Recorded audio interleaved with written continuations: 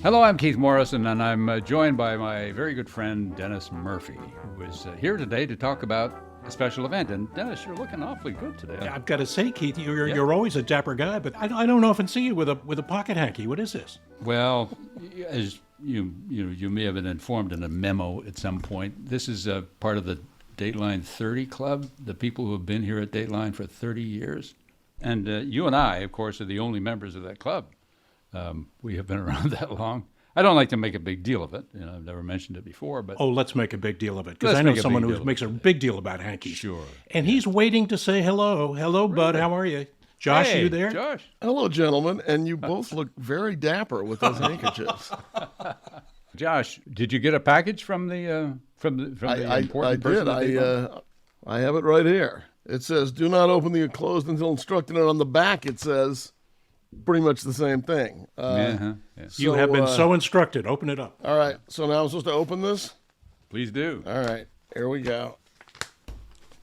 Okay. Now, Josh, as you are opening this, there are some people who are just listening. You better describe what you're doing and what it Well, looks like. it's a little inside this package that I've been given is a smaller package in brown paper. It's got my it's got a sticker of my face on it. This is very important stuff, Josh. It doesn't come off. I gather this is important, and we're opening it up. Oh, look at this! This is is a very beautiful pocket square here. Yeah. It's got it says Dateline on it. Look at that! It says the Dateline 30 Club on it. All right, so this pocket square I'm wearing today, Lose it. it's out. Absolutely. Adios. Now I'll put this one in. And you know what that means, Josh, that you also now have crossed the threshold and you are a Dateline 30 member. You get allowed to wear the official handkerchief. Welcome to the Dateline 30 Club. You are official, guy.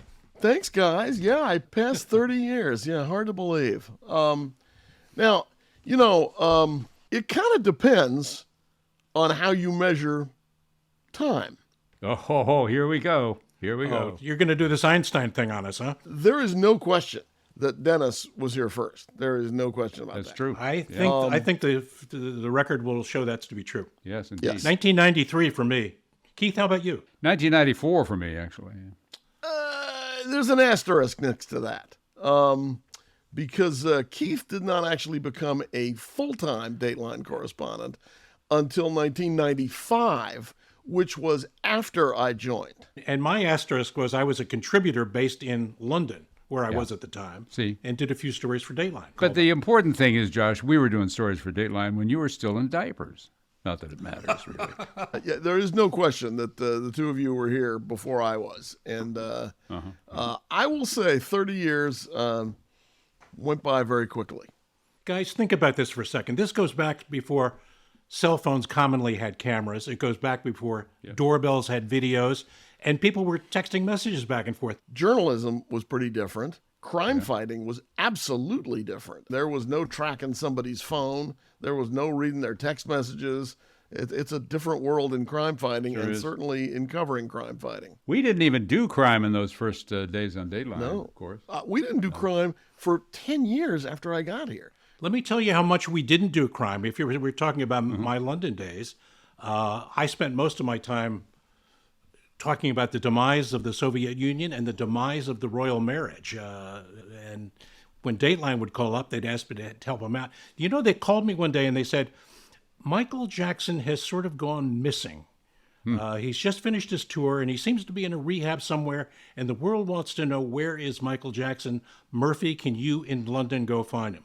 So I called up Travel and said, can you get me and my crew to the French Alps this evening? And they said, we can. And there we go. We went looking for Michael Jackson. I think we should look a little bit at that story. We have a piece of it, right? Oh, let's do that. Let's look at that. 5,000 feet up the French Alps. Not a bad place to step away from the world for a while. A ski village shaking off the fall slumber, getting ready for the new season. New guests. Have you seen Michael Jackson today? No. Today, last night, no. The manager of one of the hotels here in the resort of Avoriaz said yes, Michael Jackson has checked in. He's booked the entire hotel. Bonjour. But when I arrived at the Le Dromont Hotel this afternoon, Bernice at the desk said the ski lodge was closed, and Michael was definitely not in hiding there. Could you imagine Michael Jackson here? No, none of those. Oh, those were the days, huh? Wow. Yeah. My first story was probably the most embarrassing thing I ever did, which was the. No. Don't sell yourself short. You've done a lot of incredibly embarrassing stuff embarrassing since then. Yeah. This was the one with Jack LaLanne, who a great, I love the guy and followed him for years. But in '94, he had kind of had this resurgence. He was turning 80, and he was preaching to the world about the value of good nutrition and exercise. So we went to do something for Dateline. And I had the really, really, really bad sense to wear a pair of tights, which, by the way, people did. I swear, people did in gyms those days. So Sure. Yeah. Let's take a look at that. Yeah, I want to see this one. All these hamburgers and hot dogs and all this stuff that's killing the kids. Sometimes I get I get inside of me. How can people go for this stuff? He is an octogenarian dynamo, and here, a missionary in his chapel, kindly, too, for the rather pathetic pilgrim who has come to call. Oh, Jesus. That's your push-up, huh? Those are sissy push-ups. Yeah. Sissy which push-up? they were, by the way. Yeah. It wasn't all crime. We proved that. Yeah. No, my first story, I got here on, like a Tuesday, and they had a story that was already in the works, and it was about chyrons, the words on the screen that describe people. It was just a little funny closing story that we did, and here it is. At one time, it was just used to identify a talking head, usually a newscaster and his or her guest. But the talk shows figured out that chyrons are a pretty good way of telling you a lot about the person you see on the screen, drawing you in, making you keep watching, making you care about their pathetic lives. Yeah. Well, Yeah, it was pretty good. you could have done infomercials, Josh. Would have been a good late night career. Again, there's still plenty of time. So people think of us, guys, as true crime. When did all that begin? What's your recollection? The trigger for it was the O.J. case, of course, and And that was in 94, 95. Right. About when OJ happened. O.J. and Menendez and Scott Peterson were largely done for news, for nightly news and Today Show and so on. And it was when we delved into them more deeply that we discovered how fascinating they were. But we didn't start doing hour-long true crime. At It was a least very I didn't gradual for thing. for about 10 years. Yeah. Well, I think you were the one who really got it going in a way, Dennis. I remember being sent up to Boston to cover a serious story about a Boston priest who was accused by another priest that he lived with of assaulting an altar boy in the rectory. And it was a case that was a major scandal, and it went to trial, and then eventually the charges were dismissed. He was found not guilty. And I think they said, can you make it an hour? And we thought, my goodness, how are we going to do an hour TV show? Do you remember that? We were doing stories of 10 minutes as a segment and breathing hard when we hit the line with those. So to do a whole hour, but it's amazing what fear can do for you. And now, today, when our bosses tell us you have an hour, I think, nothing. That's Stand on your head and do it. Yeah. That's easy. Yeah. 2 hours really isn't enough to tell a story properly now. We have to have a podcast and put in 6 hours. We have we can actually see a little clip of Dennis's story about the two priests. Yeah, let's listen to that. In a case of priest versus priest, the jury had to choose. It came down to the fact that there was one man's word against another. We brought together 9 of the 12 jurors, some college students, a small businessman, a kitchen supervisor, a housewife, a nanny, all called to sit in judgment on another person and make an agonizing choice. How many of you believe that something happened in that rectory? 1, 2, 3, 4, 5, 6. A lot of screaming, a lot of yelling. No, it was emotional. It was emotional. You know, guys, I think people didn't realize how much theater, how emotional a story of a trial could be. I mean, people had jury duty and walked away from it. And I think that became the foundation of where we went, certainly through the 90s. And we were wrapped on what a jury was coming back. What are they going to say? That looks like a story we would do today. Oh, sure. Tell me if you guys noticed this or not. In listening to the story that I did about the chyrons and a couple of other stories that I've now seen replayed, the thing I really am struck by is how different I sound. Like my voice a lot higher. But Dennis just now You sound like Dennis. That sounded like you. I still sound like I'm on a helium balloon, bud, you know? I mean, And when you were with Jack LaLanne, you didn't have that crime voice that we're all I had used my to, newscaster voice, Josh. I spoke like a newscaster. But you Here's all the definitely did news. still sound like Keith, I thought. Yes, I would have known that was you. of course, none of us have aged a minute. You know, that's No, not a bit. No. I look exactly the same. Yeah. I get asked this all the time, which is like, what's it like to sit across from the murderers? And like, that's not hard. I did a particularly memorable interview just a couple of years ago. Someone who had been convicted, but had not said where the body was that he had been convicted for. In March 2017, the Montana State Prison is where we found Cody, who agreed to speak with us, still claiming he knew nothing about Nicole's disappearance. I have to tell you, having spoken to that family, if you know anything, if you know where she is, you're putting people through agony. Yeah, if I did, I would be, yes. And I don't know where she's at. If you had nothing to do with this, if you're innocent. I'm done. We're done. We're done. I'm not doing this. Done. You're not gonna make me look like an anymore. I've had enough of that. Yeah. Okay. You, you arrogant you. How's that? So I remember that, and this was a very big guy, and I remember thinking to myself, this guy is about to lose his temper and kick my ass, and this is about to be all over YouTube. Everybody in America is going to see this within a day or two. But the guy controlled himself. I appreciated that. I also appreciated him not doing what he was clearly thinking of doing. You must have. I mean, don't tell me that the two of you have never made anybody angry in the chair. Oh, sure. I had a guy incarcerated in Walla Walla, the big slammer in Washington State, and he was in for assaulting his therapist. But his defense was, I didn't do it because I'm a multiple personality. There are 12 of me here. And Tyrone was at the wheel the day that attack happened, and I can't account for him because he's just a crazy guy.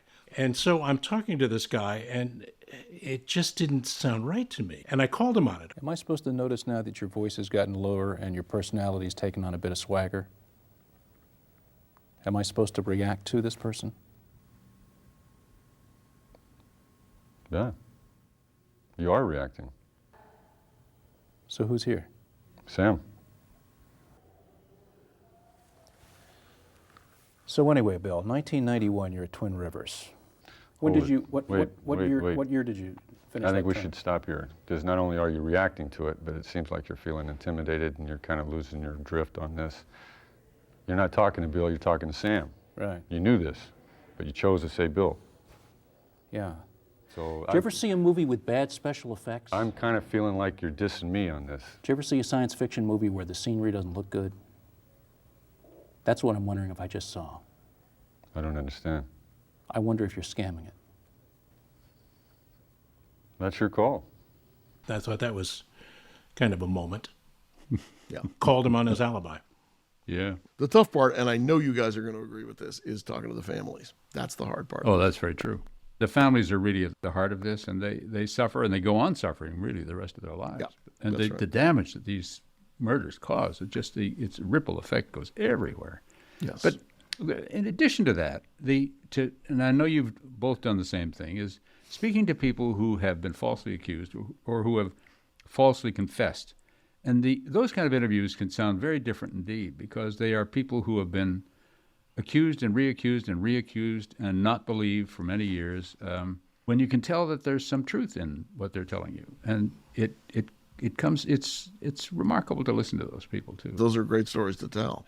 We're told at Dateline and elsewhere that this is a writer's show, which I think is true, because a Josh story and a Dennis story and a Keith story and an Andrea story and a Blaine story, those sound different, and they're supposed to sound different. When people click on a Keith story or watch it on television, they know that they're going to get something different than if they watch or listen to a story by someone else. I hope so. I think it's that distinctive voice we have that's made the difference. You know, I think I could overstate this, but I think I've also seen in the courts, our method of telling stories, our style, is coming into the courtroom itself. And we talk to the prosecutors later and they say, well, we want to introduce the juries to this in a very Dateline fashion. That sort of was a little bit of whiplash for me. Somehow they picked up that people needed to be told a story. I wouldn't say it's, because of Dateline, but it certainly has changed the way juries hear cases. The recognition that people do want to hear stories is, you're absolutely right, Dennis. And everything in life is a story, really. And if you tell it that way. Prosecutors are telling a story. I mean, they absolutely are, and trying to keep the audience, which is the jury, as fixated on it as we are when we tell a story. And increasingly in voir dire, when they're picking juries, prosecutors and defense attorneys both ask prospective jurors, what shows do you watch? And specifically, do you watch Dateline? Do you watch true crime? Are they waiting for the twist, which may or may not be there in real life? Well, with us, it's usually there. I mean, just in this country, we've got a long, long tradition of crime reporting and people, really devouring it. I mean, I remember when I went to cover the Jodi Arias trial in Phoenix, and I got to the courthouse for the first day that I was there, and there was a line of people going out the door of the courthouse waiting to get seats in the courtroom, and most of them were not going to get seats. These were just people who wanted to be spectators. And I randomly asked a couple of women waiting in line, like, what are you doing here? And it turned out they worked for some insurance company in the Midwest, and they had both taken a week of vacation time so that they could fly to Phoenix and go to the trial. And that's when I first thought to myself, oh, this true crime thing, this is bigger than I thought it was. It's that continues to sort of surprise me, but here it is, and it's I'm actually pretty happy doing it. Yeah, I am too, and part of the reason is the discovery along the way that these stories tell you so much about the human character.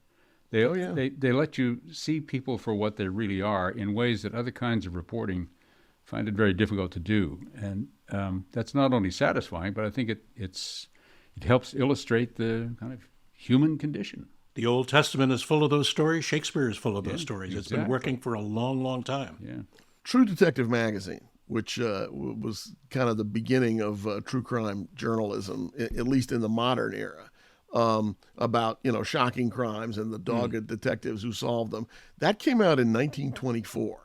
So that'd be like 101 years of this. Josh, in your 1920s newsstand, along with the True Detective magazine, it was also the start of True Romance magazines. And I've always had kind of a oddball thought that our show is as much about romance gone wrong as it is about crimes that needed solving. 100%. I say this all the time to people. Most people will never be the victim of violent crime in their lifetime, but everybody has been in a relationship that did not work out the way they wanted it to, and that's why Dateline is successful. You have no idea how many times I have said what makes a good Dateline story is to quote Dennis Murphy. It isn't about the murder, it's about the marriage. Yeah. I blurted out. It seemed to have resonate with some people. Yeah, it's going to outlive all of us. I got to say, 30 years here went by fast, and one of the great things about being here for 30 years was being on the same broadcast with the two of you, who I have always and continue to admire. And I very much hope that the two of you stay here at least as long as I'm here, because you guys are what make this place work. It's been a rare, unexpected, and lovely privilege to have been able to do this these past 30 years. Never expected it. It changed all of our lives in a good way. It really did. I think we genuinely care about each other, and that matters as much as anything else, frankly. That is a great, great thing about Dateline, and the extent to which everybody here works together is really a wonderful thing to see and also to benefit from. Thanks, guys. Thank you very much. 30 years, huh? Welcome, Josh. It's been fun, boys. Thanks for being here all those years. Don't go anywhere.